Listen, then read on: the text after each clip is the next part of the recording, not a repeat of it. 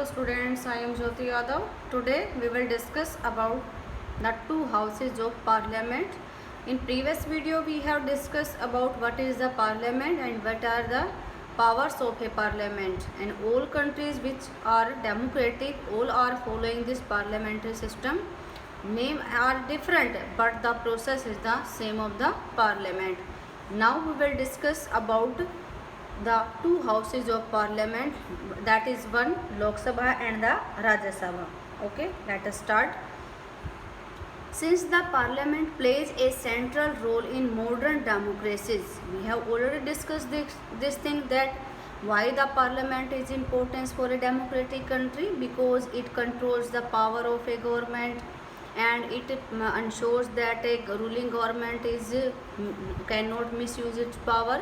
So most large countries divide the role and powers of the parliament in two parts, or almost countries are having the division of powers as the form of parliament, and they are called chambers of houses. और उन जो parliament के according जो powers का distribution किया गया है उनको कहते हैं हम चैम्बर्स ऑफ और हाउसेज, या तो चैम्बर या कहीं पर हम हमारे देश में कहते हैं house. One house is usually directly elected by the people. One house, that is the Lok Sabha and the Rajya Sabha. Lok Sabha members are directly elected by the people of that country and exercise the real power on behalf of the people, and they are having the real power because they are directly elected by the people of that country and they are elected representative, so they all are having the real power. The second house is usually elected indirectly and performs some special functions. Or second house means Rajya Sabha. Rajya Sabha members are not elected directly by the people, they are directly, but the indirect method means the all people of the country are not participating in the elections of the Rajya Sabha members, but they are having some special functions, means they are elected for the some special functions, some special work. The most common work for the second house is to look after the interest of various states, regions और federal units. तो second house कौन सा हमारा राज्य सभा house, ठीक है. इसका मेन वर्क क्या है कि look after the interest of various states, कि सभी स्टेट्स के अंदर क्या क्या वर्क है वो चल रहा है, प्रॉपरली चल रहा है कि नहीं, जो रूलिंग गवर्नमेंट है वो ठीक से काम कर रही है नहीं, कहीं पर मिसयूज़ तो नहीं हो रहा है उनकी पावर्स का, या किसी पर्टिकुलर रीजन में किसी भी तरह की कोई मेन प्रॉब्लम तो नहीं है. और फेडरल यूनिट्स मीन्स जो इंडिया का डिवीज़न हुआ है लोकल, स्टेट और सेंट्रल गवर्नमेंट में, उसके बारे में, उसके सारे काम के बारे में जानकारी रखना, that is the main work. ये मैंने बताया कि राज्यसभा के जो मेंबर्स होते हैं उनका स्पेशल वर्क होता है, इसीलिए वो इलेक्टेड होते हैं, तो ये स्पेशल वर्क उनका ही होता है. In our country, the parliament consists of two houses. The two houses are known as the Council of States, Rajya Sabha, and the House of the People, Lok Sabha. ठीक है, कि council of the states की states के जो chief ministers elect होकर आते हैं वो सारे यूनियन टेरेटरीज़ के, और ये बाकी जो मेंबर्स है ये सब क्या होता है इसमें इलेक्शन में पार्टिसिपेट करते हैं राज्यसभा के मेंबर्स में के लिए. और लोकसभा क्या है, means the house of the people, because the people of the members of the Lok Sabha are elected directly by the people, so that is why it is called the people of the house of the people.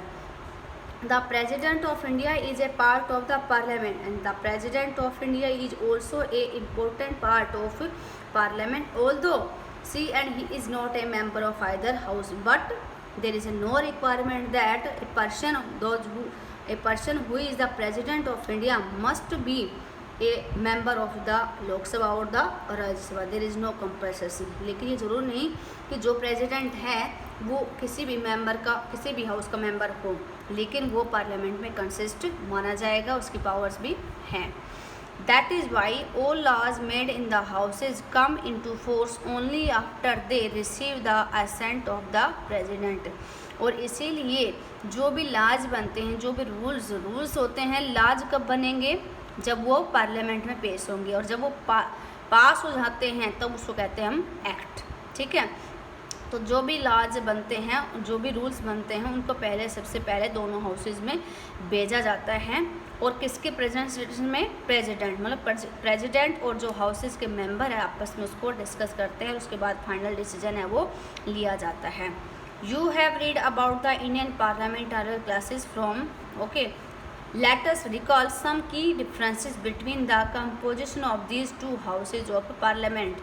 We have discussed in previous classes that what is the parliament and name of the all houses. But here we will discuss about what are the differences between the powers and the functions of the two houses, that is the Lok Sabha and the Rajya Sabha in the detail. So let us start. First, what is the total number. सबसे पहला difference आता है numbers के अंदर कि total number कितने हैं लोकसभा में और राज्यसभा में।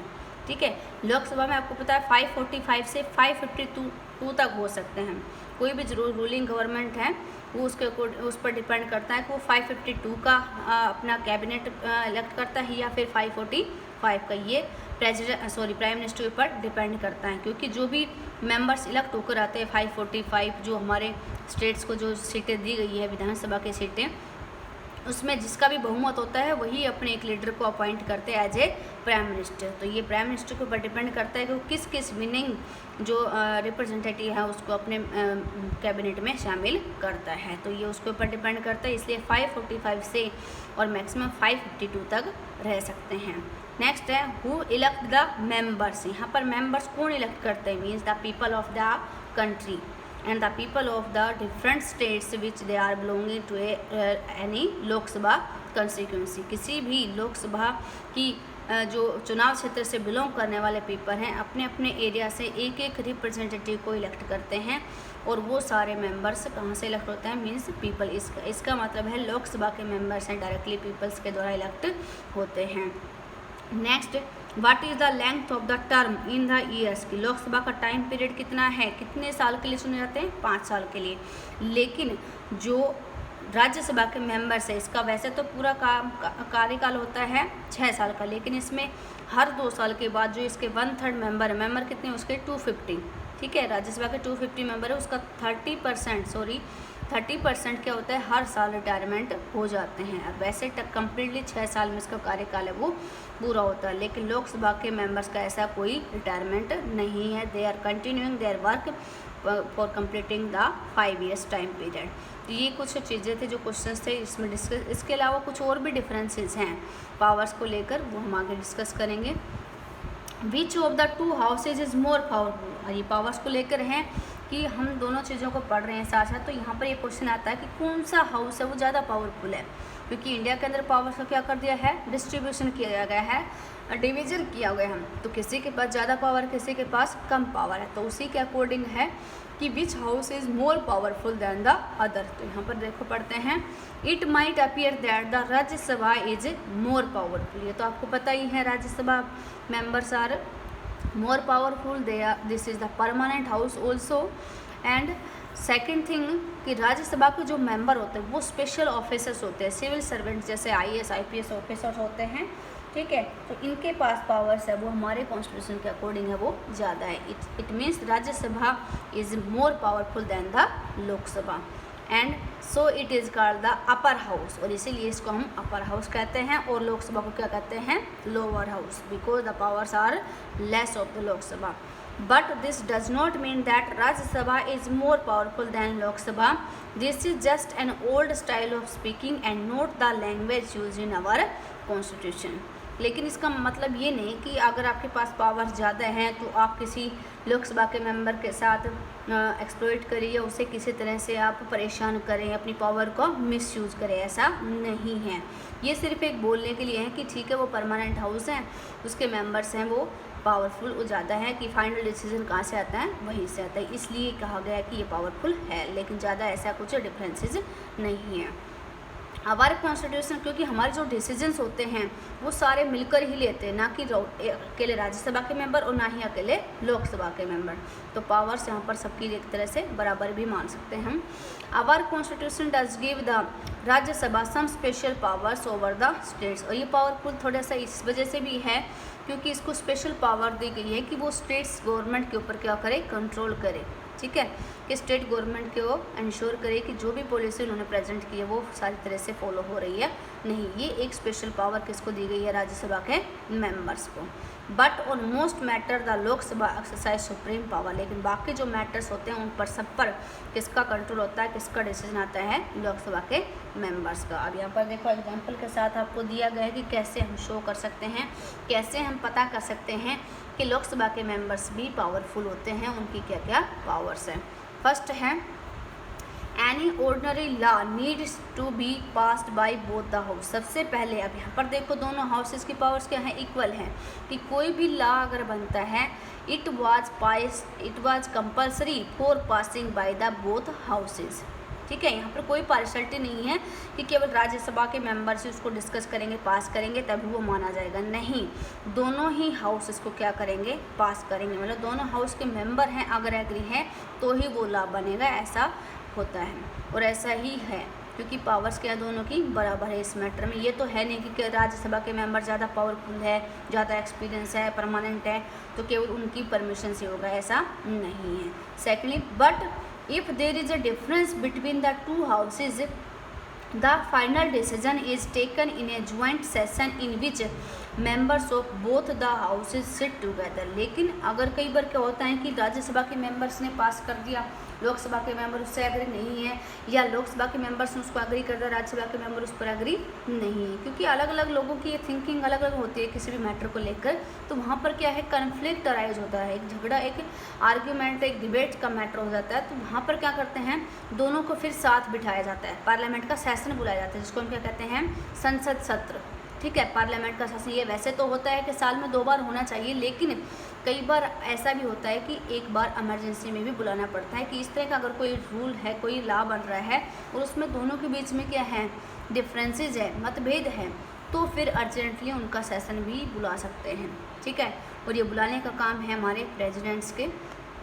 Because of the larger number of members, the view of the Lok Sabha is likely to prevail in such a meeting। अब मेंबर्स क्या हैं, सबसे ज़्यादा किसके हैं, लोकसभा के। वहाँ राज्यसभा के तो हाफ ही मान लीजिए आप, वहाँ पर 250 है, वहाँ पर 500 से ज़्यादा है, तो वहाँ पर फिर प्राइमरिटी किसको दी जाती है, लोकसभा के मेंबर्स को। एंड सेकंड थिंग ये भी है, एक तो मेंबर्स की संख्या ज़्यादा है, दूसरी चीज़ ये भी है कि Lok Sabha members are directly elected by the people, so they know very well about the problem which are facing by the people of that particular area. उनको अच्छे से पता है क्योंकि वो अपने अपने एरिया से आते हैं, उनको अपने अपने एरिया की अच्छी प्रॉब्लम्स को पता होता है। तो यहाँ पर इस वजह से भी उनको ज़्यादा प्रेफरेंस दिया जाता है कि लोकसभा के मेंबर अगर एग्री हो जाते हैं तो वहाँ पर राज्यसभा के मेंबर्स का भी एग्री होना जरूरी है। Second thing, Lok Sabha exercise more powers in money matters. ठीक है, कि पैसे का जो मैटर है कि कितना पैसा किस पॉलिसी पर खर्च करना चाहिए देश के अंदर, ये सब किसकी पावर्स हैं, लोकसभा की। क्योंकि लोकसभा किसको कंसिस्ट करता है, प्राइम मिनिस्टर को, और प्राइम मिनिस्टर को होता है रूलिंग गवर्नमेंट का हेड, जो भी सेंट्रल गवर्नमेंट होगी उसका क्या होता है, हेड होता है। तो काम तो उसी को करने हैं देश के अंदर, सभी स्टेट्स के अंदर कोई भी डिसीजन होता है सारे किसी को लेना है, लोकसभा मेंबर और प्राइम मिनिस्टर, क्योंकि उनका हेड होता है। तो जो भी पैसे का लेन देन होता है सारा काम, इसके ऊपर जो भी डिसीजन लेने होते हैं, चाहे वो करेंसी को बंद करना है, जैसे नोटबंदी हुआ था। ठीक है, नोटबंदी में क्या था, लोकसभा के मेंबर ने डिस्कस किया, प्राइम मिनिस्टर ने एक रखा था प्रपोजल और वहाँ पर सभी लोगों ने उसको एक्सेप्ट कर लिया। जब लोकसभा के मेंबर्स मान गए तो राज्यसभा ने उसको एक्सेप्ट कर लिया। या बजट वगैरह पास करना होता है कि साल में कितना बजट हमें करना है, जैसे अभी कोरोना का बजट आया हुआ है, तो आर्मी वालों को, गवर्नमेंट ऑफिसर्स को बजट दिया जाता है। तो इस तरह से क्या है, जो भी मनी से रिलेटेड हैं, अभी जैसे हमारी नई शिक्षा नीति में शिक्षा के ऊपर 6.4 खर्च करने के लिए कहा गया, तो ये मनी से रिलेटेड जो भी मैटर्स हैं उनके ऊपर अधिकार किसको है, लोकसभा को डिसीजन लेने का। And any other related law the Rajya Sabha can not reject it, कि मनी का अगर कोई मैटर आता है तो वहाँ पर राज्यसभा रिजेक्ट नहीं कर सकता, क्योंकि राज्यसभा के मेंबर्स को भी पता है कि काम किसको करना है, लोकसभा मेंबर्स को अपने अपने स्टेट में, क्योंकि वह स्टेट से इलेक्ट होकर आते हैं, तो इसलिए राज्यसभा के मेंबर्स को रिजेक्ट नहीं करते। The Rajya Sabha can only delay it by 14 days और सजेस्ट चेंज इन इट। केवल राज्यसभा के मेंबर को इतना अधिकार है कि वो लगभग 14 दिन तक इसको अपने डिले के लिए रख सकते हैं। भाई सारे मेंबर्स एक साथ नहीं बैठते तो कहीं पर डिले हो जाता है, या इसको सजेस्ट दे सकते हैं कि आप इसमें कुछ चेंजमेंट कर सकते हो। लेकिन ये नहीं बिल्कुल ही जैसे आपने रेशो दे दिया कि इस बार हमें इतना % खर्च करना है 6.4 या इतने मिलियन खर्च करने हैं, तो वहाँ पर ये बिल्कुल भी इसको रिजेक्ट नहीं कर सकते। नहीं, आपको तो इतने पैसे नहीं मिलेंगे, आपको इतना ही दिया जाएगा, ऐसा कुछ नहीं है। ये केवल उस पर डिबेट कर सकते हैं और सजेशन दे सकते हैं कि इससे बेटर ये काम हो सकता है। द लोकसभा में और मे नोट एक्सेप्ट दीज चेंजेस, लेकिन ये डिपेंड किसके ऊपर करता है, लोकसभा के ऊपर, कि वो चाहे तो इन चेंजेस को चेंज कर सकते हैं, चाहे तो नहीं। ये किस पर डिपेंड करता है, लोकसभा के मेंबर्स को, क्योंकि वो अपनी पूरी प्लानिंग बनाकर प्रेजेंट करते हैं कि अगर ये पॉलिसी करते हैं, ये काम करते हैं तो इतना पैसा खर्च होता है, अगर हम चेंजमेंट करते हैं तो इतना पैसा खर्च होता है। तो वहाँ पर ये सारी चीज़ें किसको देखनी होती है, लोकसभा के मेंबर्स को। Means they are not forced for the accepting and the changes which are presented by the Rajya Sabha members. उनको कोई फोर्सफुली नहीं कह सकता कि आपको ये चेंजमेंट करने ही पड़ेंगे। मतलब फाइनल डिसीजन किसका होगा, लोकसभा के मेंबर्स को। तो यहाँ पर लोकसभा के मेंबर्स की पावर्स है वो ज़्यादा है। Next third thing is the most importantly the Lok Sabha controls the council of ministers. ठीक है, कि लोकसभा क्या है, जो भी काउंसिल मिनिस्टर्स होते हैं, जो भी मंत्रिमंडल होता है, उसको क्या करते हैं, कंट्रोल करते हैं। Only a person who enjoys the support of the majority of the members in the Lok Sabha is appointed the prime minister. ये तो आपको सबको पता है कि जो भी अपना सबसे ज़्यादा मत जिसको मिलेंगे प्राइम मिनिस्टर के रूप में, जो भी पार्टी के सबसे ज़्यादा MLAs आएंगे इलेक्ट होकर स्टेट्स के अंदर, वही अपनी उसी पार्टी के हेड को क्या बनाएंगे, वो prime minister. If the majority of the Lok Sabha members say that have no confidence in the Council of Ministers, all ministers including the Prime Minister have to quit। लेकिन अगर आपस में वो जो इलेक्टेड मेंबर्स हैं जिनसे मिलकर सरकार बनाई है, अगर उनके बीच में क्या हो जाता है, मतभेद हो जाता है, and they are not satisfied with the work of the ruling government and the as a prime minister, तो वहाँ पर क्या होता है, नो कॉन्फिडेंस का प्रस्ताव, मतलब अविश्वास प्रस्ताव। मतलब कि पहले तो उन लीडर्स ने, सभी ने, जो भी स्टेट मिनिस्टर्स आए थे इलेक्ट को, उन सभी को विश्वास था कि जिस व्यक्ति को हम प्राइम मिनिस्टर बनाएंगे वो हमारे अकॉर्डिंग काम करेगा, हमारे राय से, हमारे डिसीजन से सारा काम करेगा। लेकिन कई बार ऐसा नहीं होता है, तो वहाँ पर क्या करते हैं, वो अविश्वास समझ के हमें अब ये प्राइम मिनिस्टर नहीं चाहिए। जैसे अभी इस समय अगर हम प्रेजेंटली देखें तो राजस्थान का सबसे ताज़ा इसका ऊपर है कि राजस्थान की गवर्नमेंट, कांग्रेस की गवर्नमेंट बनी थी लास्ट ईयर, लेकिन उस समय सहमति से आपस में एक ही पार्टी के दोनों मेंबर थे। सचिन पायलट जो है वो डिप्टी CM बनाए गए थे और अशोक गहलोत जी CM बनाए गए थे। लेकिन अभी उन्हीं के बीच में क्या हो रहा है, मतभेद हो रहे हैं। कुछ जो मिनिस्टर्स थे जो इलेक्ट होकर आए थे वो गहलोत के सपोर्ट में चले गए, कुछ चले गए हैं सचिन पायलट। तो वहाँ पर क्या है, नो कॉन्फिडेंस का प्रस्ताव हो गया एक तरह से, कि पहले तो उनको विश्वास था कि इस लीडर के साथ हम काम करेंगे, ठीक से करेंगे, अभी उनको विश्वास नहीं है।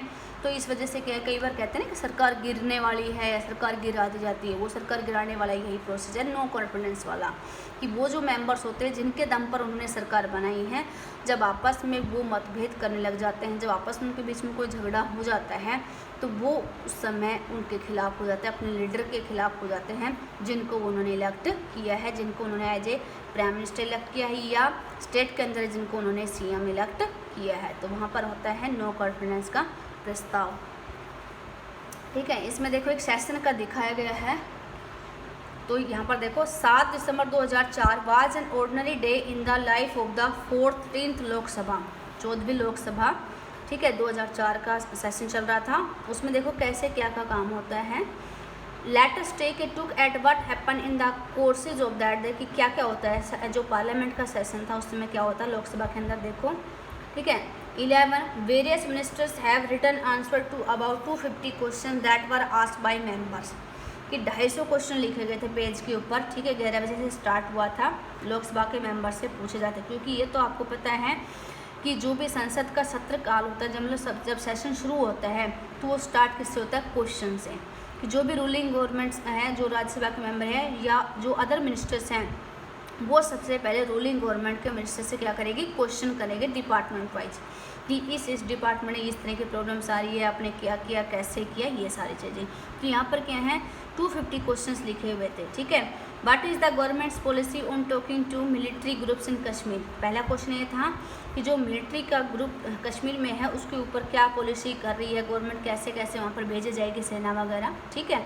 नेक्स्ट है what are the figure of atrocities against scheduled tribes including those initiated by the police।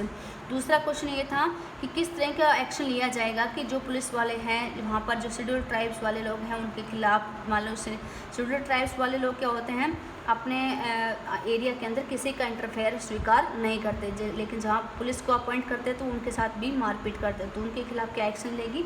उसके बाद next what is the government doing about over pricing of medicine bye big companies, कि जो बड़ी बड़ी कंपनियां हैं दवाइयाँ वगैरह बनानी हैं उसके ऊपर गवर्नमेंट क्या एक्शन ले लेगी, किस दवाई को बनने के लिए भेजा जाएगा, किस जो ज़्यादा डेंजरस उसके ऊपर बैन लगाया जाएगा या नहीं। तो इस तरह के क्या हैं बहुत सारे क्वेश्चन पूछे जाते हैं। उसके बाद देखो 12 बजे a large number of official documents were presented and were available for discussion and this include, इसके बाद बहुत सारे डॉक्यूमेंट्स रख दिए गए पुलिस से रिलेटेड और उनको डिस्कस करने के लिए कि इनके ऊपर हम क्या करेंगे डिस्कस करेंगे, क्योंकि जो भी मीटिंग्स के होते हैं चाहे वो पार्लियामेंट के लिए चाहिए काम मीटिंग हमारे स्कूल के लगा लीजिए, ठीक है, उसमें सारे पॉइंट्स क्या होते हैं पेज पर लिखे होते हैं, सभी के सामने रखे जाते हैं और जो हेड होता है वो उसको सबको क्या करता है डिस्कस करता है। These recruitments rules for the Indo Tibetan border police force की कैसे वैकेंसी निकाली जाए तिब्बत बॉर्डर के प्रोडक्शन के लिए। Second annual report of the Indian institute of the technology Kharagpur कि जो इंस्टीट्यूट है हमारा IIT का उसका क्या रिजल्ट है, किस तरह की उसकी प्लानिंग है। नेक्स्ट है रिपोर्ट एंड अकाउंट्स ऑफ राष्ट्रीय इस्पात निगम लिमिटेड विशाखापट्टनम की जो हमारे मिनरल्स इंडस्ट्रीज हैं उनकी क्या रिकॉर्ड है, उनका क्या अकाउंट्स है, कितना टर्नओवर है, क्या कुछ है, क्या टैक्स है, ये सारी चीज़ें। Next 12 the minister of development of north eastern region made a statement regarding revaluation of the north eastern council कि इससे रिलेटेड जिन जिन डिपार्टमेंट से रिलेटेड जो क्वेश्चन पूछे थे उनके जो हेड है वो यहाँ पर डिस्कस करते हैं, जवाब देते हैं। The minister of the state for railway presented a statement showing the grant needed by the railways in addition to that sanction in the railway budget कि यहाँ पर रेलवे मिनिस्टर ने कहा प्रॉब्लम रखी अपनी कि मुझे ज़्यादा पैसा चाहिए रेलवे बजट से, जो पहले पास किया था उससे ज़्यादा मुझे थोड़ा और पैसा चाहिए अपनी रेलवे को इम्प्रूव करने के लिए। Next the minister of human resource development included the national commission for minority education की एजुकेशन के लिए ज़्यादा खर्चा करने के लिए इस डिपार्टमेंट को क्या चाहिए था 2004 का जो 20 पास हुआ था उससे ज़्यादा पैसा चाहिए था। उसके बाद द विंडिकेटर और the central bureau of CBI in registered case against some leaders in the Tehelka case कि एक बहुत बड़ा केस हुआ था देश के अंदर और उसके अंदर जो CBI ने काफ़ी लोगों के साथ काफ़ी मिनिस्टर्स के साथ क्या किया था केस भी फाइल किया हुआ था। Need to include Rajasthani as an official language in the constitution, साथ में ये भी मैटर रखा गया कि राजस्थानी भाषा को कॉन्स्टिट्यूशन में शामिल किया जाए। Next need to renew the insurance policy of farmers and agriculture workers of Andhra Pradesh.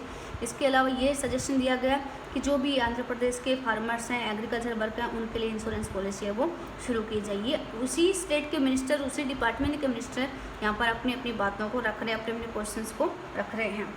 Next 2 bill propose by the government were considered and pass, 2 bill pass हो चुके थे। These were the securities laws और the enforcement security interest and recovery of debt laws, मतलब जो कर्ज का था जो भी था ये दोनों बिल क्या होते थे पास हो चुके थे, मतलब इनके ऊपर दोनों ने सहमति दे दी थी राज्यसभा और लोकसभा के मेंबर्स में। Last finally there was a long discussion regarding the foreign policy of government and the need to continue an independent foreign policy in the context of the situation in Iraq। और finally बहुत ज़्यादा discussion के बाद लगभग 4 बजे decision लिया गया कि किस तरह से हमें अलग कंट्रीज़ के साथ जो फॉरेन पॉलिसी है उसको फॉलो करना चाहिए। फॉरेन पॉलिसी जब देश आज़ाद हुआ था तो उस समय पंडित जवाहरलाल नेहरू ने साइन भी किए थे जिसका नाम रखा गया था पंचशील सिद्धांत, उसको बाद में चेंज कर दिया गया था। Discussion concluded and houses adjourned for the next day, और उसके बाद फाइनल डिसीजन ले लिया गया था। आगे का हम नेक्स्ट चैप्टर में नेक्स्ट वीडियो में पढ़ेंगे। अभी तक अगर किसी को कोई क्वेरीज हो तो पूछ देना। That's all from my self.